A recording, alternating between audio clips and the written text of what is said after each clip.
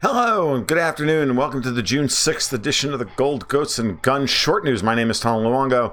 We've got a lot to talk about today, and today I want to talk about Steven Crowder, Carlos Maza, YouTube, and the ad apocalypse, and what we can do about it to mitigate what the effects of what's going on here, because it's pretty obvious that we are entering at the next stage of the silencing of, for lack of a better term, conservative voices or non-Marxist voices. I don't know, call it what you will, it doesn't really matter. At this point, it's all about control. This is not about Carlos Maza and his crusade to make the world safe for gay people. This has everything to do with making the world safe for the mainstream media, for George Soros and David Brock to control, to get to wend our way back towards a world of global communications in which they have control. That's the whole point of this. It was started with Alex Jones. It went to Gab. It started, and now we've moved towards, and then Milo Yiannopoulos, and then others, and now it's Steven Crowder. Of all people, I mean, my wife is part of the Mug Club, for Christ's sake. Crowder is in no way, manner, shape, or form objectionable. He's funny. I don't watch a lot of it, but I listen to some of it every once in a while. And Crowder's funny. He's completely harmless in every way. But because he's a comedian, it's now the next stage. You go after someone like Alex Jones because Alex Jones is an easy target. You can go after Milo Yiannopoulos as well because he's an easy target. But Crowder he's just a white guy trying to make some money and tell a few jokes along the way and have a good time. And yeah, he's got an agenda, and yeah, he's doing his thing, and he does his shtick, and there's nothing wrong with that. And the idea that he should be deplatformed and unpersoned because he makes fun of people, and that's the job of comedy, well, that's beyond the pale. We've now entered into a kind of post-ironic age where you're not even allowed to we're not even allowed to engage in sarcasm anymore because that can be construed as being hurtful to people's sensibilities. Meanwhile, the very same people who are so outraged and so worried about everybody's delicate sensibilities being stepped on that they call for people to be milkshaked and doxxed and unpersoned and have their lives taken away from them and have their livelihoods taken away from them because they engage in wrongthink. That's insane. And don't for a minute think that these people are sincere about their goals of trying to make the world safer for gay people or black people or anybody else or any other supposedly downtrodden minority in this world. Everybody is a minority at the end of the day. The biggest minority in the world, as Ayn Rand put it ages ago, is the individual. And we should always defend the individual's right to themselves. And at the end of the day, as Jordan Peterson reminds us all the time, that identitarian politics eventually breaks down to, well, what do we have to do? We have to defend everybody against everybody else's potential depredations. It's crazy. So those are the forces that have been unleashed on our society by the very evil people like David Brock at Media Matters, George Soros, and the rest of them who are working with the mainstream media and now Google and Facebook and everyone else in order to herd us and herd our communications into a very small box that they can control because they want control of the communications platforms again. They've lost control of them. And after the breakdown of the mainstream media earlier in my lifetime, when I grew up, it was just the three networks and print media was how we got our information, and everything else was underground, and the cost of communications for alternative viewpoints was insanely high. People, having to print off newsletters that they mailed to each other, for Christ's sake. It was crazy, and it was expensive, and it was insane. So this is only going to, and Soros and Brock and the rest of them have very cynically unleashed these forces with the intent of creating as much chaos as possible. So going after Crowder is the logical next step. Why? He's the jester. At the end of the day, someone like Crowder is a perfect target because when people laugh at the stuff that Crowder produces, that disempowers the people that he's commenting on, because nothing disempowers people more than ridicule. And that's why he needs to be taken down. That's why his life needs to be taken down. So,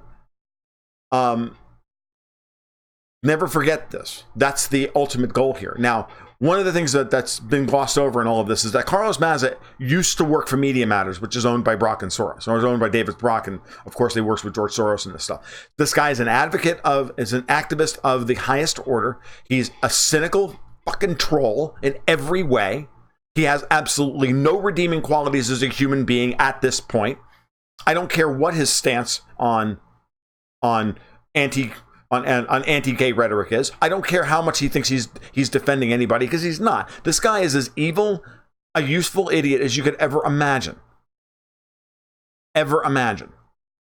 I hope, and you'll notice that this channel is still not monetized, and that's been on purpose. I crossed the 1,000 subscriber threshold ages ago and said, nope, I don't want to be monetized, because I don't want to give Google any opportunity to then get me locked into their system and locked in and get their hooks in me and get my revenue, my livelihood based on not pissing off the gods at Google and not pissing off some 25-year-old sitting behind the desk in the compliance department going, oh, I can banhammer this guy because, he's an asshole, and be done with it. Are you kidding me? No. The whole purpose of this channel and the whole purpose of anybody's YouTube channel should be to build an audience that exists outside of the platform on which it's being hosted. This is a very important point. This is where I'm ultimately going to go with this. But let's back up for a second, because what's important to understand here, and what's lost, even Crowder hasn't touched on this, and there's 2 points that Crowder needs to touch on, and he's not doing it yet. He's obviously right about this adpocalypse that's in process here. All of the banning of these and demonetizations of all these channels is designed to roll a greater proportion of Google's ad revenue back up into the mainstream media sites, because they're hurting financially, and they're bleeding eyeballs. Okay, when people like Tim Pool have 10 times the reach that someone like Rachel Maddow does, you got a problem here. When someone like Crowder has 10 times the reach and 10 times the influence that all of these major networks have, you have a problem. When CNN is laying people off left and right because they can't even get 750,000 people to watch their stuff, 2/3 of which are forced to watch this stuff because it's piped into every university and every airport in the world. So it's absolutely insane to watch this play itself out, but it's so very obvious. But that's the first level of it. The second level of this is YouTube always, and Facebook and Twitter and the rest of them, they always, at the behest of people like Soros, always overreact. They set the algorithms in motion. They do this on purpose to overreact, because what's the goal? The goal is regulation. I say that again, the goal is regulation. These people want to be regulated, because once they're regulated, now they can set up the parameters under which anybody else can start a content delivery network, can start a social media network, can start any of these other systems. And therefore, they can create barriers to entry and then truly wall off the monopoly and wall off competition and create monopolies. That's what this is about.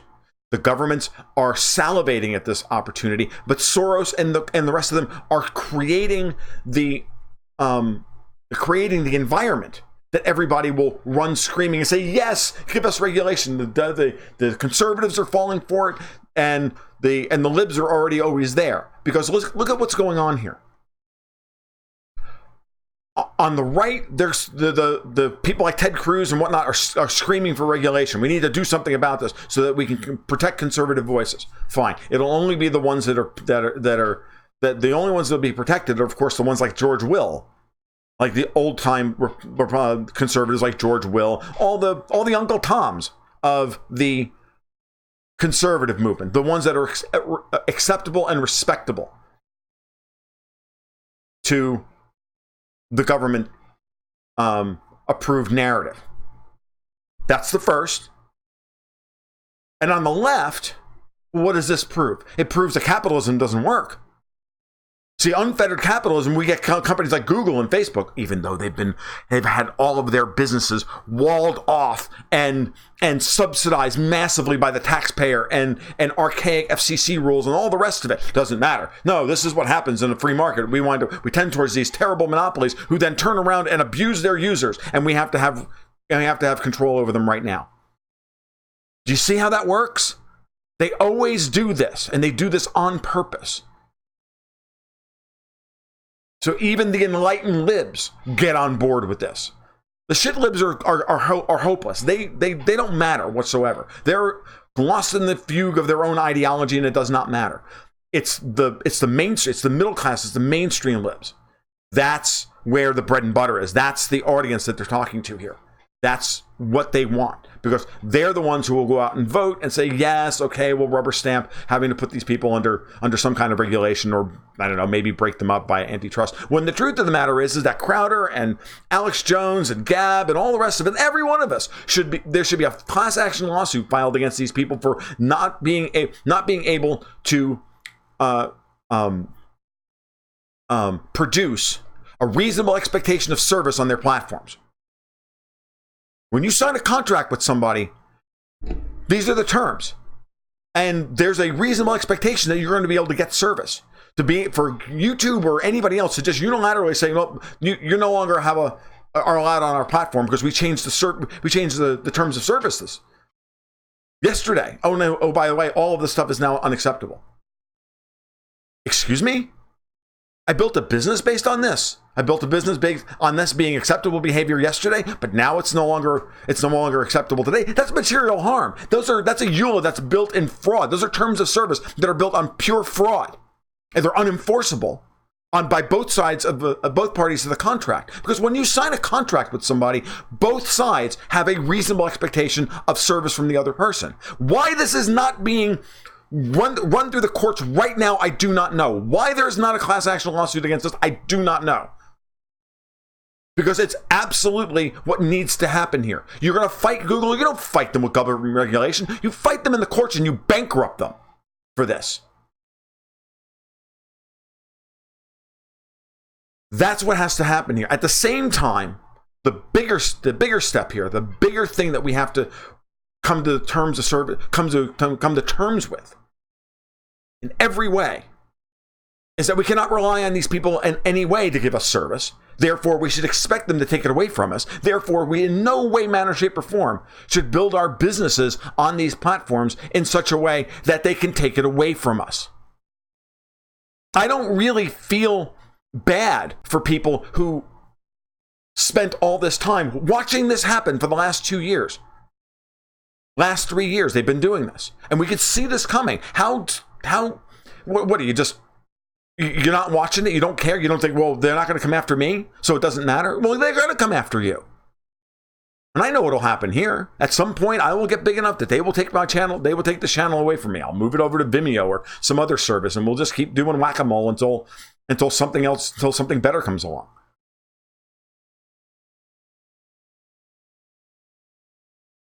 It is restraint of trade, Mark Bogosian. Absolutely. Mark Bogosian says we should apply antitrust against these people for restraint of trade. I agree completely. I'm not crazy about antitrust regulation, but it's absolutely restraint of trade. And you can either fight that directly in the courts and bankrupt them for it, for material harm and damages, or the government can step in and hit them on antitrust violations and restraint of trade. And everybody who's had their channel destroyed should be made whole for lost revenue, projected out through time. Could you imagine what would happen to Google's friggin' stock price at that point? Crater. All their power would go away in a heartbeat. And it's exactly what they deserve. And I'm happy. No, I am ecstatic to use their bandwidth, which I'm not getting paid for by them, but I get to use their bandwidth to stake this. That to me is the ultimate revenge. That to me is what needs to be done. What more of us need to do. Turn off monetization on your channels, folks. There's other ways of getting paid by your subscribers directly, by your patrons directly. There's other ways. There's other services out there that are more than willing to take the Google's 30% cut. Give it to them. Stop getting tracked all the way across the internet for every friggin' time you move. Take your Android phone and crush it under your feet. And go buy a freaking iPhone, because as bad as Apple is, they're far better on data privacy than Google is. Google wants everything you have. Facebook wants to know everything about even the people that are not on Facebook. It's why you have to stop being tracked. It's why you have to stop using their software and using their tools and everything else. They reap egregious amounts of profit off of you for your data and for your behavior all day long. And then they have the fucking nerve to then turn around and say, well, you engage in the wrong thing, so you don't even get to have a platform anymore. And we're still going to take all your data from you after we kicked you off the platform. This has absolutely got to end right now. And you do it by jacking out. You do it, as always, as the libertarian solution to this is you opt out of their shit. You opt out of their systems. It's why I've been installing the Brave browser and moving off of their platforms. We need a better advertising model. We need a better way to coordinate advertisers and producers and consumers of content. All of this can be paid for with advertising, but only if it's voluntary, not when it's Google forcing it all down our throats, taking 95% of the revenue and throwing pittances to everybody else. These people who are making their livings on YouTube could be making 10 times the amount of money that they're currently making because YouTube takes most of their revenue. It's absolutely unfathomable to me how hard it is to get people to change their habits. Chrome is poison. Okay? It's poison. Your Android phone is poison. I moved off of Android for exactly that reason. I never saw a phone slow down so much over time because all of my bandwidth was getting sucked up by all these terrible freaking data trackers.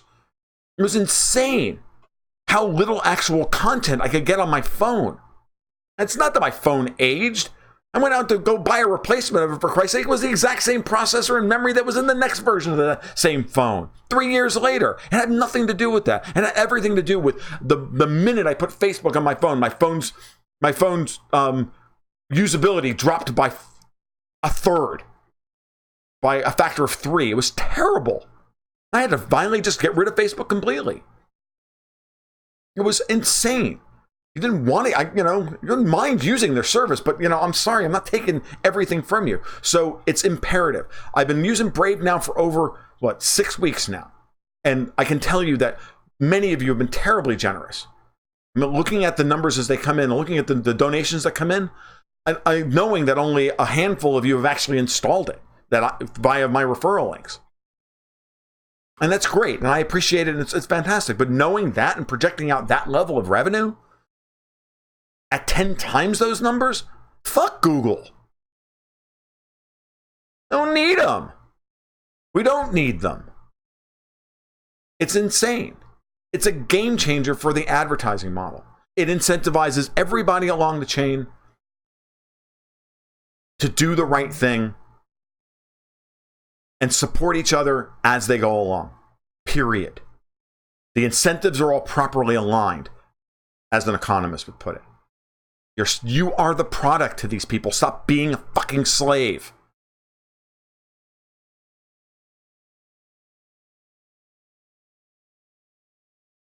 It's absolutely imperative that this ends. And so the first thing you can do is to start changing your habits. Get rid of the current set of browsers. Brave is fantastic for getting rid of all the trackers and all the cookies and all the super cookies and all of that stuff. And yeah, it's fast. It's fast as shit. It doesn't work properly around everything. And by the way, it's so aggressive about stopping redirections and whatnot that I can't use it for certain basic functions like blogging. It just craps out under WordPress. I kind of feel that this feature, not a bug. I'm okay with that. While I'm writing a blog post, I got to pop into Opera for a couple of hours and do my work that way. That's fine. But for general everyday browsing, where I don't see any ads, pages load quickly, and I'm happy to click on their ads and view an ad every once, take a break and view an ad every once in a while and get paid 5 cents for it or 2 cents or whatever the hell it is. I'm happy to do that. Absolutely happy to do it. Because I'm getting the benefit of not being tracked all over the internet by these friggin' vampires.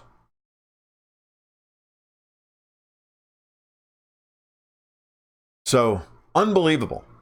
It's unbelievable. And I can tell you that, you know, I like I said, the level of generosity is brilliant. And the more y'all use this and you build up BAT in your accounts, which you can't spend on anything else other than supporting your favorite users, is just your favorite content producers. The incentives are all properly aligned. If you become a content producer yourself, you can then get paid.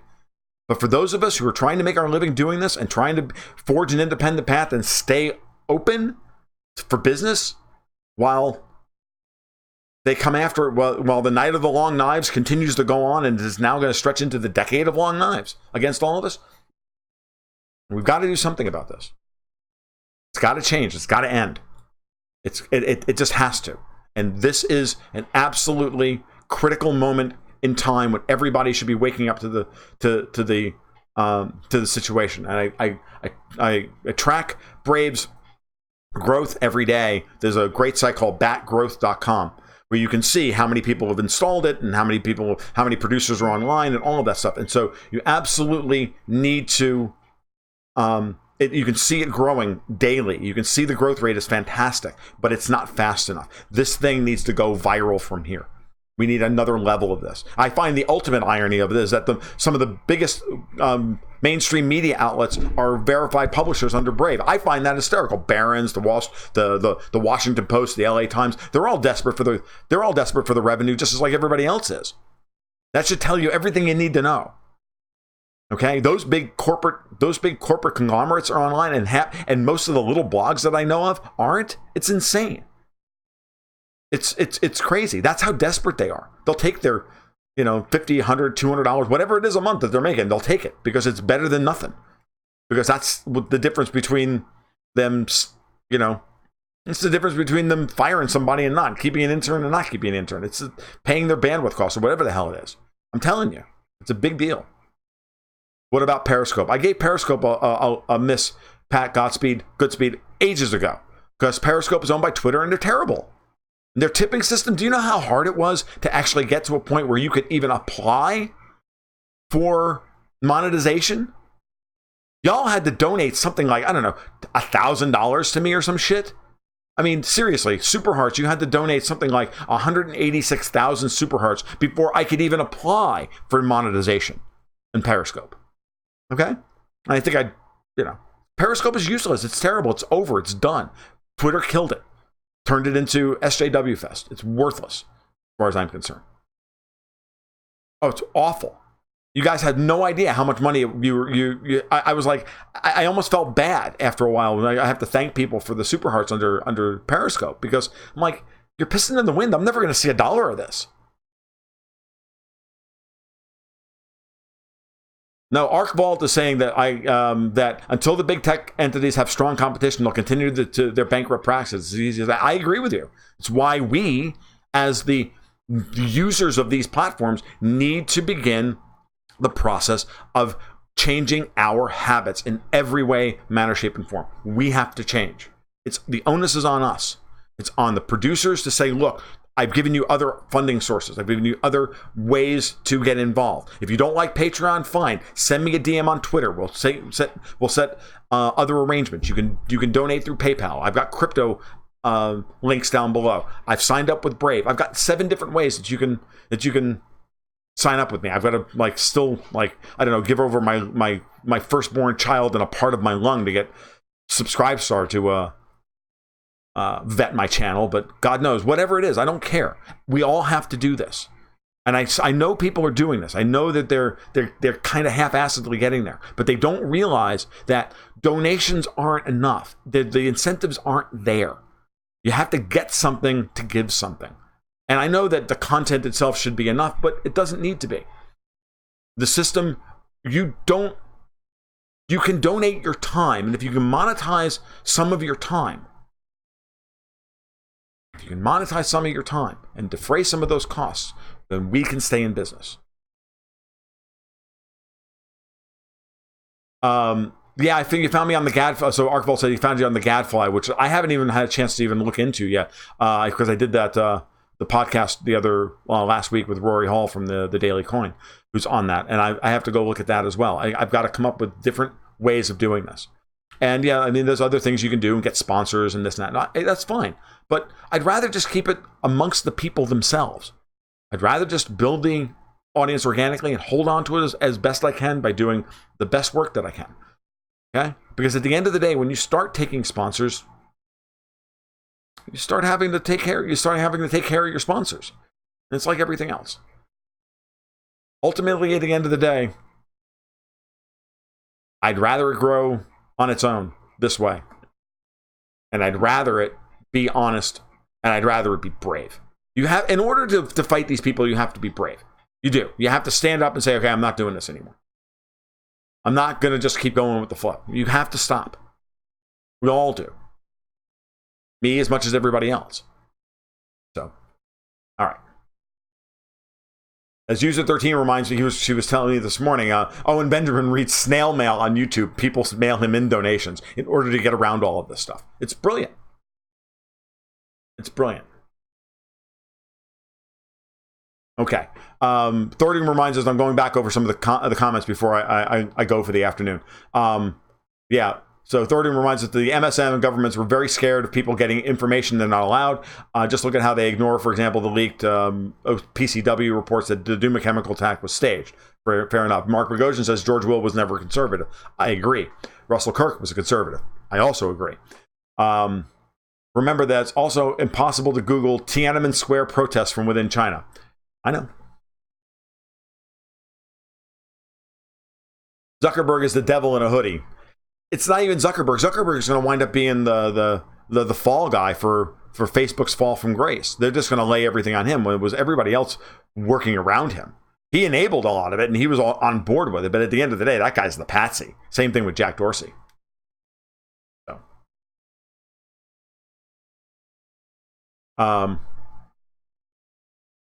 So I never have so Thordium says the one problem I have with Brave is that I never get any advertisements when they use it. You are set up to get ads sent to you, right? You have to click, you have to opt into the program. That's the first thing. And then the second thing is that it only happens through the desktop browser. It does not happen through the mobile browser. Now the mobile browser does stop all ad tracking and all tracking and cookies and everything else, but the ad service is not set up on it.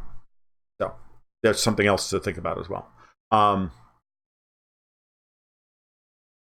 Liz Sandy says, the biggest problem that may be that the average age in Congress is like 80 years old. Well, they're all boomers who refuse to give up power, and they just don't understand tech and its power. Oh, that goes without saying. So, yeah, you have to opt in, Thordium. Yeah, it's not hard. Just click on the little triangle in the upper right hand corner of the search bar, and the thing will pop up real quick, and then you just opt into the settings, and eventually they'll start showing up for you. Okay.